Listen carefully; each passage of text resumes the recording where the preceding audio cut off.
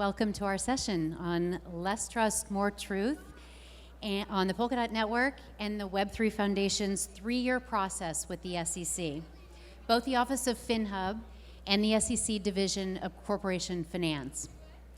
On its 3-year anniversary of engagement, about 2 weeks ago, the Foundation put out a blog that said, for the purposes of U.S. federal securities laws, the native DOT token had morphed and was no longer a security. With me today to speak about this publicly for the first time are Daniel Schoenberger, the Web3 Foundation's Chief Legal Officer. Daniel joined the Foundation from Google, where he's worked at the intersection of emerging technologies, ethics, society, philosophy, and policy for more than 20 years. And Josh Klayman, to my right, who is the head of blockchain and digital assets at Linklaters. She also serves as outside counsel to the Foundation. I've worked with Josh for many years, and I can honestly say, especially in crypto, she's one of the best, if not the best, on legal analysis. I'm Angie Dalton, CEO and founder of Signum Growth Capital. We are a U.S. FINRA-registered broker-dealer in securities. We do M&A, fundraising, and public markets. We operate at the intersection of Web3 and gaming, art, music, basically all things culture meets crypto. So as background on the Polkadot Network, Polkadot was founded in 2014 by a handful of people from the Ethereum network. The founder of Polkadot, Dr. Gavin Wood, was previously the co-founder of Ethereum and its CTO, lead creator of the Solidity coding language, lead creator of the Ethereum virtual machine. Polkadot was built as a base layer of software upon which blockchains could be built, not as a competitor to other blockchains. That's an important distinction. Some of the primary goals of Polkadot were to really raise the bar on end user protection, to remove the cumbersome aspects of Web 2, mainly the need to trust that the counterparties would deliver, to remove the cumbersome aspects of Web 3 also, like the requirement to pay high transaction fees, even for basic activities in Web 3. You may even be unaware of Polkadot because the biggest criticism of Polkadot is its lack of marketing. This lack of marketing is actually by design. Polkadot was built for engineers. It was not built as any sort of investment mechanism for retail. It's really important, we think, to distinguish what Polkadot is and what Polkadot is not. Polkadot was not built to be an alternative form of currency or an alternative form of payment.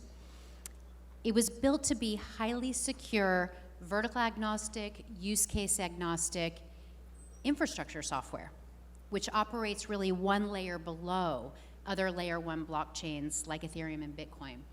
One analogy that we often use is the New York City subway. In the same way that the subway has a completely separate and distinct value, separate from the buildings at the various stops along the way, Polkadot is analogous to the subway, and the various stops are analogous to other layer 1 blockchains like Bitcoin, Ethereum, and also the blockchains that are built on top of Polkadot, which are referred to as parachains. So today we will be talking about our process with the SEC. It began in November of 2019, 6 months before the Polkadot network launch had even started, 25 months before the Polkadot launch had been completed in December of 2021. The SEC at the time had publicly invited digital asset companies to come in and talk to us. And that's what we decided to do. The Polkadot team and the developers throughout the ecosystem felt that this technology was so important to the world that they were willing to do whatever it would take to be able to deliver Polkadot's native token DOT in compliance with US federal security laws, along with the laws of really any regulator who would claim jurisdiction, especially FINMA in Switzerland, the Foundation's headquarters. So going back to this time, remember, this was a time when the SEC had just halted the delivery of the Telegram native token. And that token was never delivered to the original purchasers. So we're going to go into this more detail, but some of the most important guidance that we picked up at the time was, one, the SEC was likely to view DOT as a security, at least initially, when it would be delivered. Also, the SEC had published guidance concerning how a token that initially was sold as a security could morph into, and later no longer be considered a security. The bar to achieve this was very high, but we were willing to take on the challenge because the tech was that important.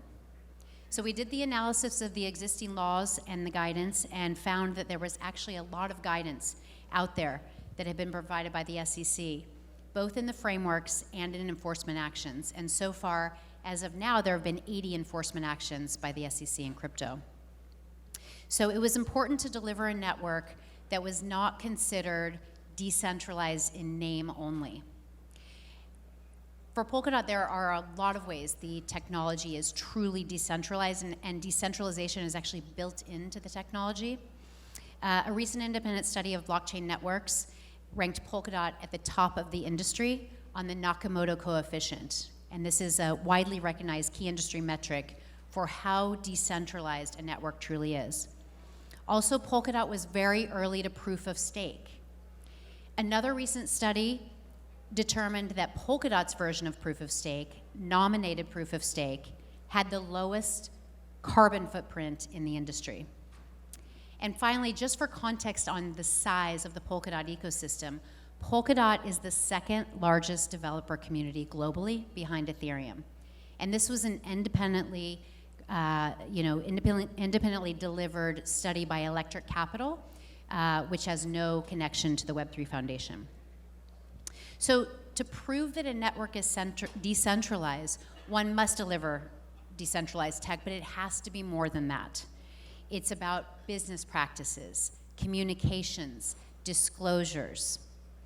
In the end, the foundation believes that they have designed new ways to deliver a decentralized network and to adhere to the existing US federal security laws. DOT has always been software. And on our 3-year engagement, anniversary of our engagement with the SEC, we are now saying that DOT is no longer a security. So I'll first go to Daniel, and let's discuss the blog post with the same name, Less Trust, More Truth. The Web 2 internet has failed us miserably in terms of meeting basic human expectations really around privacy and authenticity.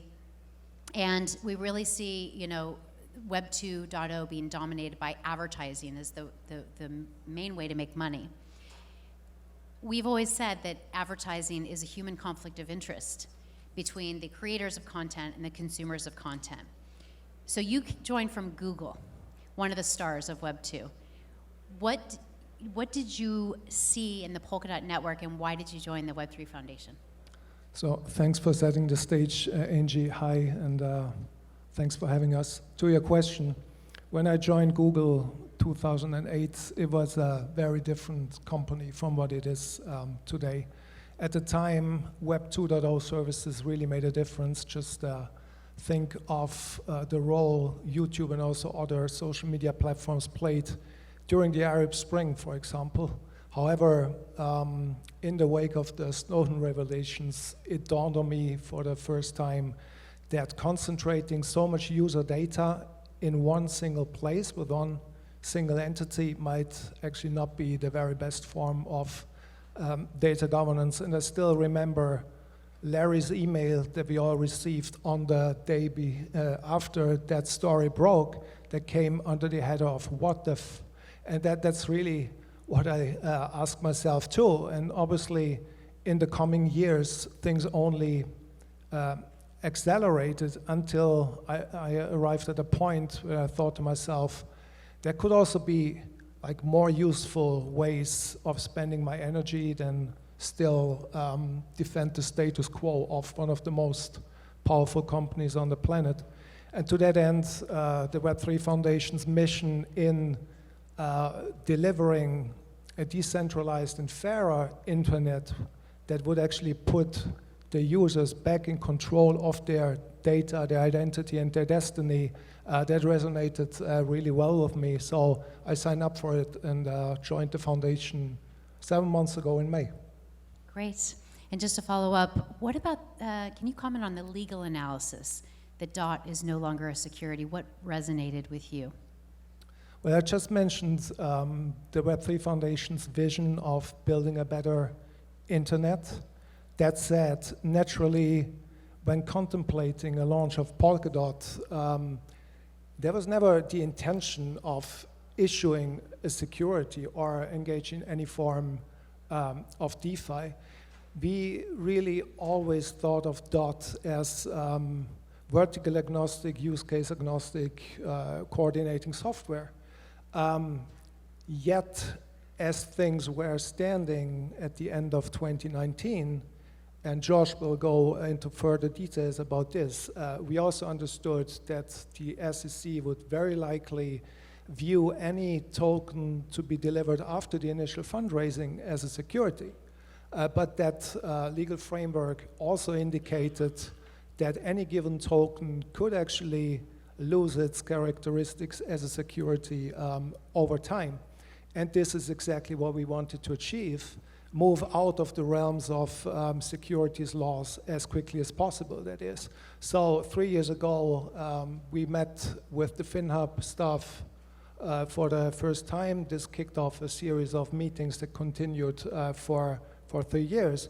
And next to building truly decentralized tech, this included also putting in place business processes to protect retail investors. Essentially, that meant communicating like a public company. Now, did we like or support these legal views of the SEC? Maybe not entirely, but look, at the time, this was really our best approximation. And basically, there were two choices. A, putting our efforts behind building a network that could be deemed compliant with the law, or B, preparing for litigation.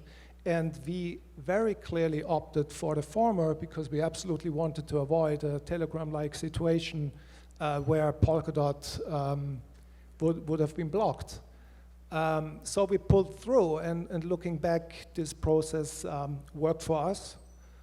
That said, that process was very iterative and flexible so that other projects might actually arrive at a similar result, just slightly differently. But it's probably fair to say that one main reason why we made our journey public was because we wanted to inform other projects and wanted them to learn about our experience. Great. Josh, you've been in the crypto space for many, many years. I remember first learning about you from your debate against Marco Santori on the Laura Shin podcast in 2017. In all of these years, you've never issued a legal opinion that token XYZ is not a security. 5 years post ICO boom, here we are. What were some of the legal issues that were important to you? Thanks, Angie. And just a quick disclaimer on behalf of all of us, none of this is legal advice, none of it's investment advice. These are our personal views. And I forgot to give the disclaimer. She's a no, lawyer. it's good. We're all good. So thank you, Angie. And I think you and Daniel have done a great job setting the scene here. So you pointed us back to 2017, so let's go back in time. What was going on then? Well, it was the ICO boom, as you said. And actually, in July 2017, as many of you may remember, the SEC put forth its line in the sand, right? It released its 21A report of investigation, the DAO, which is more commonly known as the DAO report. And I'll just stay a few minutes with this, or a few seconds with this. The DAO report said a lot of things. One of them was that sales of digital assets could be sales of investment contracts. That's a form of security under US securities laws. And they also said in the Dow report that the Howey test, which is an over 70-year-old test, would be the applicable test for whether an investment contract existed. And so what does the Howey test ask? I'll go through it quickly. Was there an investment of money in a common enterprise with a reasonable expectation of profit based solely or primarily on the managerial or entrepreneurial efforts of others. So in our context, did you take in money for fundraising purposes to build out a functional blockchain, right, with purchasers who had a reasonable expectation that they'd have a profit? Right, what the SEC also said in the Dow report, among many other things, is that no matter where in the world you launch your token sale from, if you have US purchasers or purchasers in the US, you need to worry about US federal securities laws. And they also said that the Dow token was, in the SEC's view, a security. Okay, so bearing that in mind, as we all know, a lot of people in the market wanted to invest in digital assets. They wanted to get involved and buy tokens ahead of time, and they did not want the token that they received to be a security. Right, so what came about a few months after the Dow report? Well, something called the SAFT white paper was released, which I'm sure many of you guys are also familiar with. And one of the things that the SAFT white paper, which was a project, a thought project, it attached a form of SAFT, right, a simple agreement for future tokens. And that was based on the form of a safe, which was a more familiar type of instrument, right? And the idea behind, the theory behind the SAFT that people were hoping for is that, okay, you have this SAFT and it is a security. We will say it is a security. You're entering into it. People still enter into SAFTs today, as you know, right? And they will sell it pursuant to an available exemption from registration. I just want to stop for 1 second. A lot of times people think that tokens always have to be registered to be compliant with federal securities laws. No, you could also have an available exemption. So some of those are Reg D for accredited investors, Reg S for people outside the US. So the idea behind the SAFT was that you would sell this security and that, time would pass, and over that time, the project would continue and the team would build out this functional blockchain and this functional token. And that by the time you actually received the token, it would be fully functional for its intended consumptive purpose, and that the token would not be a security. Right? This was the idea. And in 2017, on that Laura Shin podcast, one of the things that I expressed concern with was the idea that actually by selling a token as an express investment, that you might actually be increasing the likelihood rather than decreasing the likelihood that the resulting token would be deemed to be a security by the SEC. So fast forward a few years, and you guys both referenced the Telegram case. One of the key findings, there were a lot of key points from the Telegram case that I won't go into, but one of them was that the delivery of a token. So the idea of the SAFT was that you would reassess when you were about to deliver the token, and maybe at that point it wouldn't be a security when it was delivered. And the Telegram court basically said that actually no, you look at the contemplations, the understandings, and the undertakings that were present at the time of the offer and sale. You don't get to reassess at the time of delivery because that's not a separate transaction. So in other words, if you sold a token pursuant to an available exemption from registration, say you sold it to accredited investors or people outside the US, you have to deliver that token to the same persons pursuant to still an available exemption from registration. So as I think about it, you throw the ball pursuant to an available exemption, you catch the ball pursuant to an available exemption, at least for the initial purchase. And that, just to pause for a second, is a lot of people think if you sell a security token that is somehow illegal. No, you can compliantly sell a token as a security, but the difference is that if you have not delivered it pursuant to an available exemption, you have not registered it, then you may have an illegal sale of securities. So just to summarize, so the initial sale to a purchaser is a security, and that contract exist through the delivery of that token. So when the network launches, the token is delivered, still delivered as a security. That makes sense. What about after that point? What tools are available from the SEC to really determine how, what happens after I'm holding that token as a security? So I think there you look to the April 2019 framework for investment contract analysis of digital assets that the SEC put forth, obviously, in April of 2019. It's a multi-factor framework, and it asks things like, is there an active participant? And it asks a lot of questions. Now, one criticism, I'll just stop for a second and say, one criticism of the framework is that, at least at the outset, it looks like nearly every sale of digital assets for fundraising purposes is going to be likely to be a security. And I don't speak for the SEC, but I would imagine that the SEC would say, yeah, that's what we've been saying. Right? At the outset, we believe that nearly every token sale for fundraising purposes is a sale of securities. But as Daniel and as Angie have both pointed out, there are 9 factors within that framework that point to when a token initially sold as a security may later be reevaluated, right? When it may later no longer constitute a security. Now, this obviously presumes that you've delivered it legally, right? But that application against those 9 factors, at a very high level, that reflects what we did over the 3 years with the SEC.